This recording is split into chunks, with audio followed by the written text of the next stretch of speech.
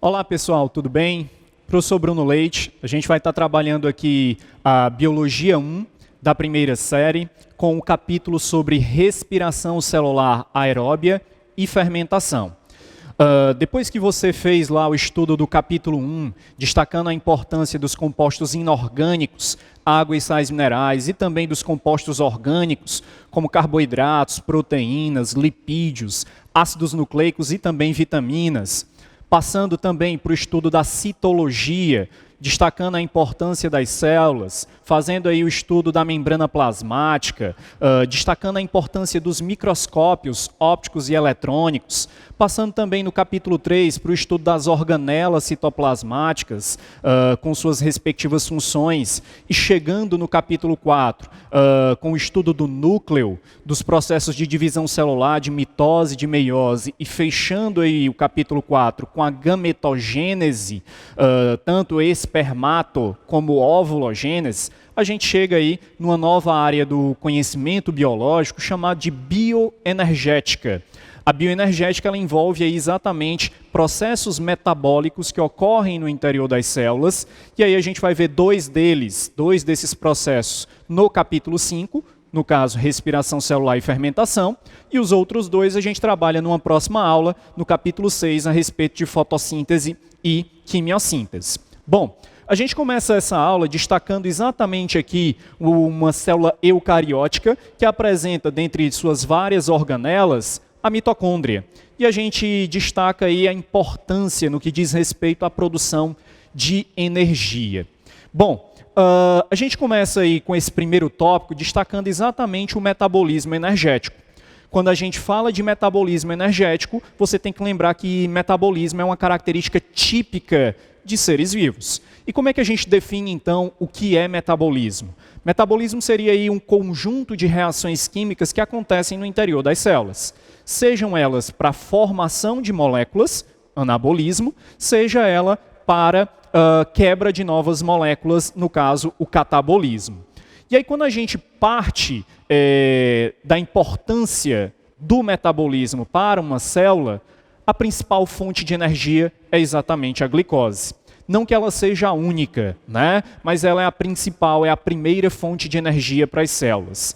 Ou seja, nós temos aqui um carboidrato, um monossacarídeo, uma hexose que tem fórmula molecular C6H12O6. E aí, uma vez que a gente destaca a importância da glicose, ela vai sendo oxidada, tanto aí por meio de respiração, como também, em alguns casos, através do processo de fermentação.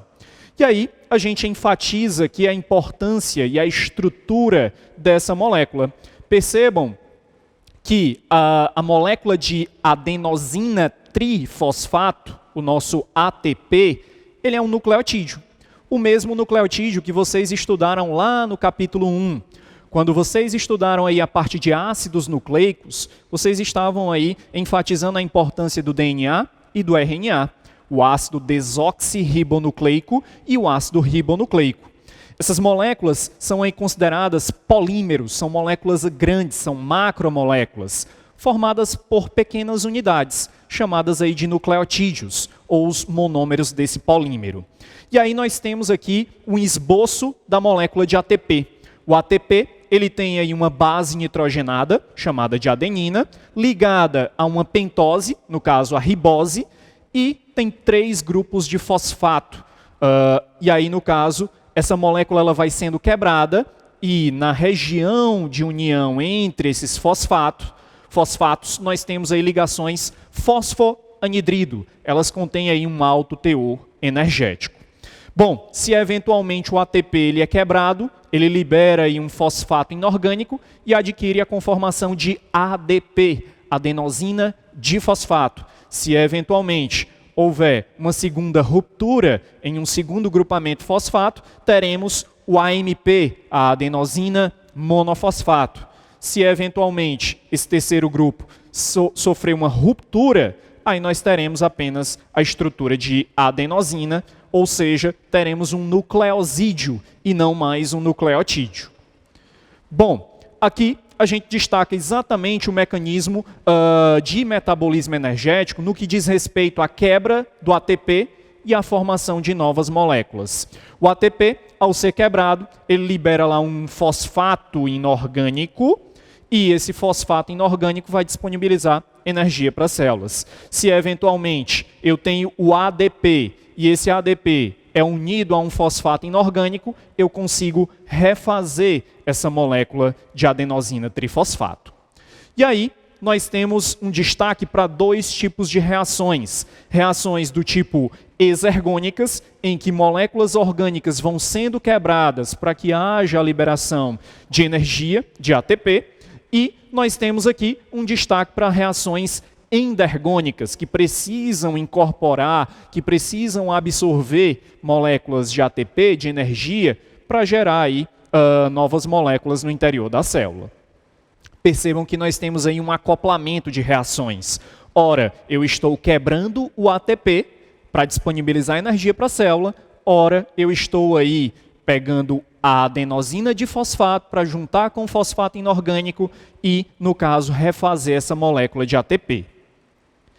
Bom, no caso do processo de respiração celular aeróbia, nós destacamos aí os dois tipos de seres. Os procariontes, aqueles que não apresentam carioteca, no caso aí os organismos pertencentes ao domínio bactéria e domínio arqueia, ou ao reino Monera, que, no caso, vão realizar o processo de respiração celular, só que a nível de citosol, de citoplasma.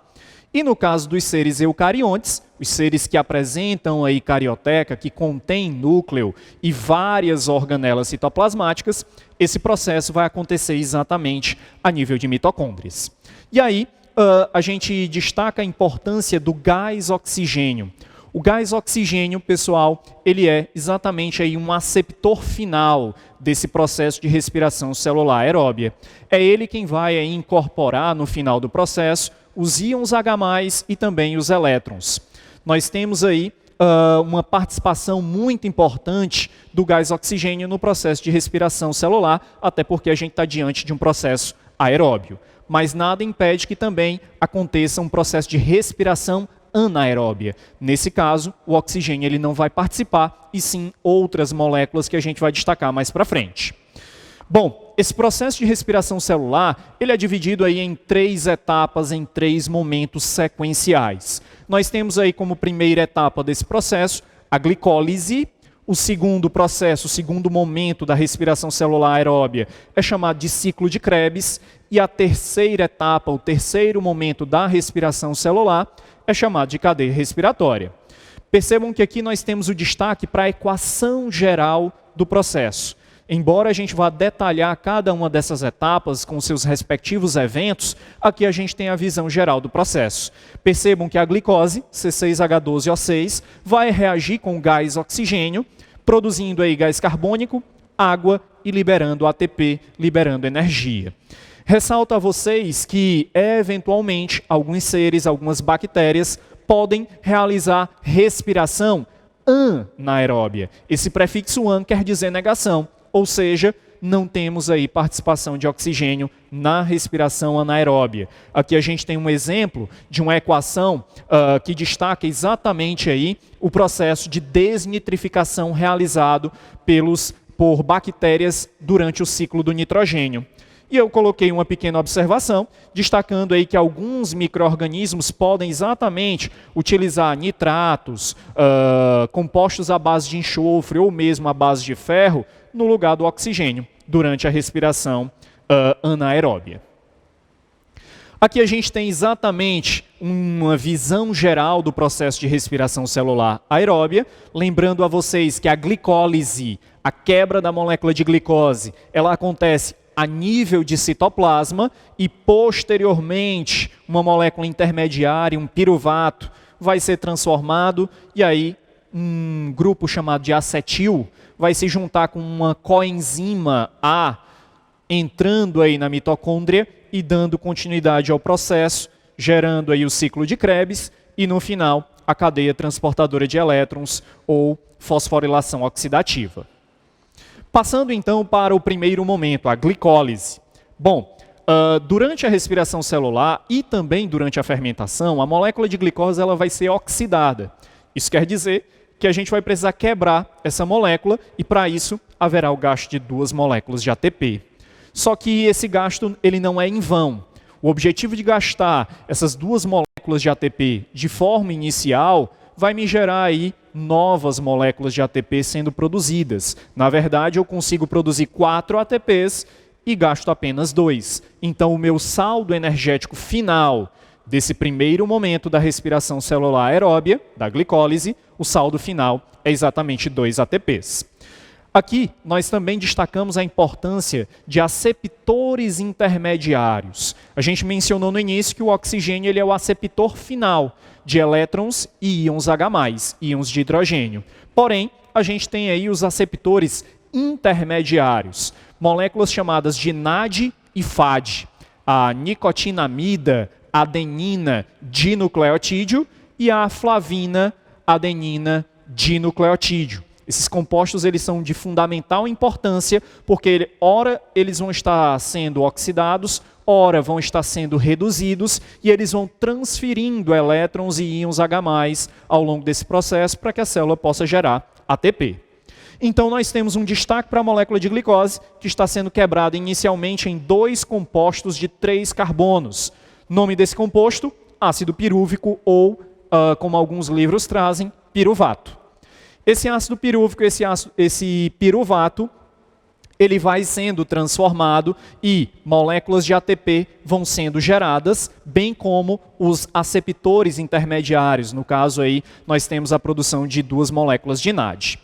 Uma vez que cada um desses ácidos pirúvicos foi produzido, o objetivo agora é que ocorra o segundo momento da respiração celular aeróbia. Esses ácidos pirúvicos estão no citoplasma e agora eles serão direcionados para a mitocôndria. No caso, o segundo momento da respiração celular aeróbia é chamado de ciclo de Krebs, ou também ciclo do ácido cítrico. Por quê? Aqui nós temos reações químicas de caráter cíclico. E o que é que vai acontecer? Aquele ácido pirúvico, aquele piruvato que foi formado lá no citoplasma, ele vai reagir com uma molécula chamada de coenzima A, e vai liberar gás carbônico e NADH. Como ele libera uma molécula de gás carbônico, ele que antes tinha 3 carbonos, agora fica apenas com 2 carbonos, gerando um composto chamado de acetil. Esse acetil, então, estará junto da coenzima A, formando um composto denominado de acetil-coenzima A, ou, de forma abreviada, nós temos aí o acetil-CoA. Esse acetil-CoA, que tem 2 carbonos, ele vai reagir, ele vai interagir com um composto que tem aí 4 carbonos, o ácido oxalacético, formando um primeiro composto a nível de ciclo de Krebs, denominado de ácido cítrico, um composto que tem 6 carbonos. Por isso, como o ácido cítrico é o primeiro composto, é a primeira molécula orgânica formada durante o ciclo de Krebs, esse ciclo também pode ser chamado de ciclo do ácido cítrico. E ele acontece em que parte da mitocôndria? O ciclo de Krebs ele vai acontecer exatamente numa região denominada de matriz mitocondrial. Além disso, nós temos também a produção de uma molécula de GTP. O que é GTP? É uma molécula similar ao ATP. Na verdade, a gente está falando da guanosina trifosfato. Um outro nucleotídeo que no lugar de ter adenina, vai ter guanina. Ou seja, ambas são bases púricas e no final, esse GTP ele é transformado em ATP, disponibilizando energia para as células. Lembro a vocês que cada ácido pirúvico vai participar de uma volta do ciclo de Krebs. Então, cada volta, são 2, vai formar 2 moléculas de gás carbônico, 2CO2, 3 moléculas de NADH e uma molécula de FADH2. Lembro a vocês que esses são aceptores intermediários de elétrons e íons H+. Aqui a gente, então, tem a visão geral do processo do ciclo de Krebs. Percebam que a gente está partindo aqui do ácido pirúvico, do piruvato, um composto que tem 3 carbonos e que, no caso, ao perder uma molécula de gás carbônico, ao liberar uma molécula de gás carbônico, nós temos aí a produção do acetil, um composto que tem 2 carbonos. E aí ele vai se juntar com a coenzima A, e a nível de matriz mitocondrial, teremos aí a junção do acetil-CoA com o ácido oxalacético, ou simplesmente oxalacetato, formando então o ácido cítrico, que vai sendo transformado em isocitrato, em alfa-cetoglutarato, em succinil, em succinato, fumarato, malato, até novamente refazer aí o oxalacetato ou ácido oxalacético. E aí esse ciclo se reinicia. Bom, passando então para a parte final da respiração celular aeróbia, nós temos aí um destaque para a cadeia respiratória, ou também chamado de fosforilação oxidativa. Nós temos aí uma sequência de reações químicas que não acontecem mais na matriz mitocondrial, e sim naquelas regiões enrugadas, chamadas de cristas mitocondriais. Nessa etapa, o gás oxigênio ele vai ter aí uma fundamental importância, porque ele vai estar aí recebendo elétrons e íons H+, que vão passando entre os aceptores, do NAD para o FAD, do FAD para a albiquinona, da albiquinona para os citocromos e, por fim, sendo incorporado aí pelo gás oxigênio. Como ele vai estar recebendo esses elétrons, ele vai poder aí, também incorporar os íons H+, e nós teremos a formação de moléculas de água. Destaco a vocês que a ideia do NAD e do FAD também é proporcionar, ao final desse processo, a formação de moléculas de ATP. Tanto é que aqui a adenosina de fosfato vai recebendo fosfatos inorgânicos e vai produzindo ATP. Essa produção de ATP é regulada por uma enzima chamada de ATP sintase. E a gente vai já verificar como é que acontece esse mecanismo de funcionamento dessa enzima. Destaco também a vocês como é que a molécula de água ela é formada. Os íons H+, os elétrons, vão sendo incorporados pelo aceptor final, que é exatamente o gás oxigênio, e nós teremos exatamente a formação dessas moléculas de água. Bom, aqui a gente tem exatamente um destaque para as cristas mitocondriais, que são exatamente os locais aí de ocorrência da cadeia respiratória, e percebam que eu tenho aqui um bombeamento de íons H+. Esses íons H+ estão sendo bombeados para um espaço chamado de espaço intermembranar, entre as membranas da mitocôndria, para que haja um gradiente de alta concentração de íons H+, ou seja, nesse espaço intermembranar eu vou ter um acúmulo de íons H+, porque a presença de muitos íons H+ nesse meio, deixando ele hipertônico em relação ao H+, vai fazer com que esse íon H+ volte para a região da matriz mitocondrial, permitindo aí um giro nessa turbina da enzima chamada de ATP sintase e, consequentemente, eu terei a união de ADP mais fosfato inorgânico, gerando aí a produção de moléculas de ATP. Então, todo esse mecanismo acontece aí a nível de cristas mitocondriais e também matriz mitocondrial, uma interação entre esses dois compartimentos das mitocôndrias, tá? Aqui a gente destaca exatamente os compostos enzimáticos, né? Os vários tipos de citocromos que vão transferindo aí elétrons para fazer com que haja exatamente a produção de ATP no final desse mecanismo. E aí, quantos ATPs vão sendo produzidos, né? Se a gente fizer aí uma contagem, pessoal, cada molécula de NADH2 vai aí disponibilizar 3 ATPs para a célula. Cada molécula de FADH2, que é um outro aceptor intermediário, vai disponibilizar aí 2 ATPs. Então, se para cada molécula de glicose que começou lá a respiração celular aeróbia, chegaram aí ao final desse processo 10 moléculas de NAD e 2 moléculas de FADH2, juntando todo essas moléculas que estão sendo produzidas, nós formamos 34 ATPs durante esse mecanismo. Somando ainda com aqueles 2 ATPs que foram formados lá na glicólise, né? Na verdade que tiveram como saldo lá na glicólise, e os 2 ATPs do ciclo de Krebs, então a gente tem aí um saldo energético de 38 ATPs para cada molécula de glicose que é quebrada, que é oxidada no início da respiração celular aeróbia. Coloquei uma segunda observação, destacando aqui alguns autores, na verdade, ao invés de considerar aí 3 ATPs sendo liberados para cada NAD, eles podem considerar aí 2,5 ATPs. E no caso do FADH2, ao invés de liberarem 2 ATPs, essas moléculas liberariam aí 1,5 ATP. Então existe aí uma pequena controvérsia no que diz respeito a esse saldo energético final. Alguns consideram 30 ATPs, outros 36, outros 38 moléculas de ATPs ao final desse processo. O que é certo é que, no caso do processo de respiração celular aeróbica, nós temos aí uma grande eficiência energética comparado, por exemplo, com o processo de fermentação.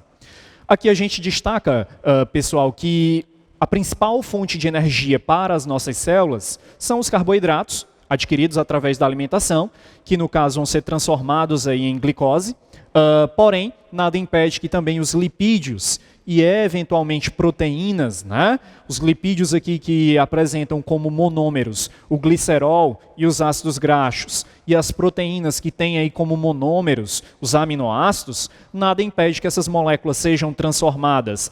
No caso aqui dos lipídios, né, do glicerol e dos ácidos graxos, sendo transformado em piruvato. No caso dos aminoácidos, eles sofrem um processo de desaminação, ou seja, remoção da amina, para que essas moléculas sejam transformadas em acetil-CoA e possam também participar do ciclo de Krebs, da cadeia respiratória e gerar também ATP para as nossas células. Bom, passando aí para a parte final desse capítulo 5, nós temos um destaque para a fermentação. Enquanto que a respiração celular envolvia a quebra total, a oxidação total da molécula de glicose, aqui na fermentação nós temos uma quebra parcial, uma quebra incompleta da molécula de glicose que ocorre a nível de citoplasma. No caso, esse processo ele é anaeróbio, assim como a glicólise, a primeira etapa da respiração celular aeróbia. E o saldo energético é muito baixo, ou seja, nós temos aí a formação de apenas 2 moléculas de ATP como saldo, né? Se formam 4, mas se gastam 2, então o meu saldo energético final será de 2 ATPs. E aí nós destacamos tipos de seres vivos, né? Nós temos os anaeróbios facultativos e temos também os anaeróbios estritos, obrigatórios. Os facultativos eles só vão realizar a fermentação quando não temos gás oxigênio disponível no ambiente. Já os anaeróbios estritos, obrigatórios, são aqueles que realizam apenas a fermentação, logo, eles vivem aí restritos em ambientes com pouco ou sem oxigênio. Coloquei uma terceira observação, destacando aí que a respiração anaeróbica ela envolve a quebra total da glicose na ausência de gás oxigênio. Cuidado para não confundir respiração anaeróbica com fermentação, são aí processos distintos. Quais são os tipos de fermentação que nós temos, né? Essencialmente, nós temos 2 tipos, a fermentação lática e a fermentação alcoólica. Começando aqui pela fermentação lática, nós temos aí um processo relacionado à ação de algumas bactérias, como os lactobacilos, e também por alguns micro-organismos, como algumas espécies de protozoários ou mesmo de fungos. A quebra da glicose, nesse tipo de fermentação, no caso a fermentação lática, vai me gerar aí um etanal, que posteriormente é transformado em lactato ou em ácido lático.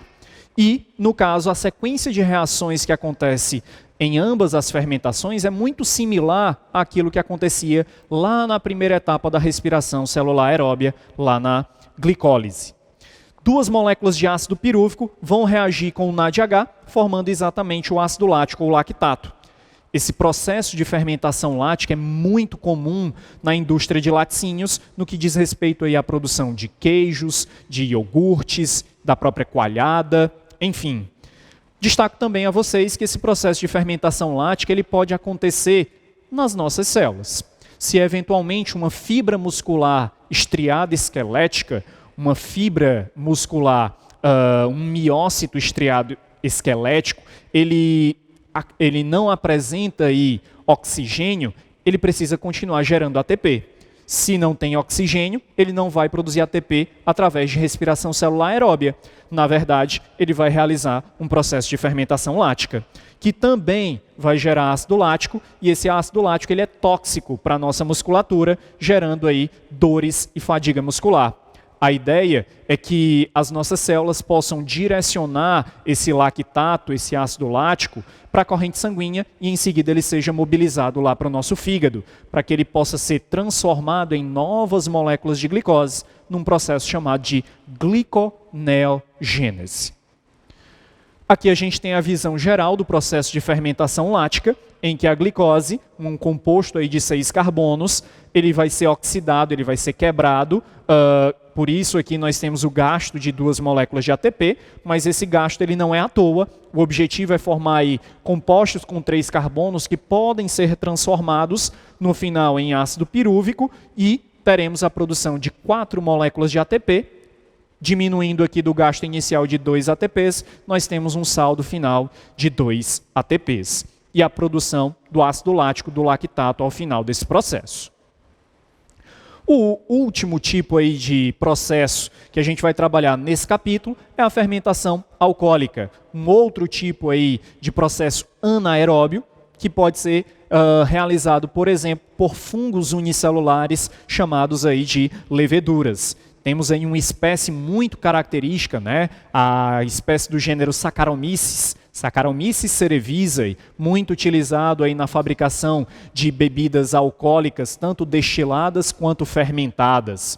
Aqui, a quebra da glicose, na ausência de gás oxigênio, vai produzir o álcool etílico, C2H5OH, também chamado de etanol, e também moléculas de gás carbônico. A sequência de reações é similar à glicólise e o saldo energético o mesmo, ou seja, nós teremos aí ao final desse processo a geração de 2 moléculas de ATP.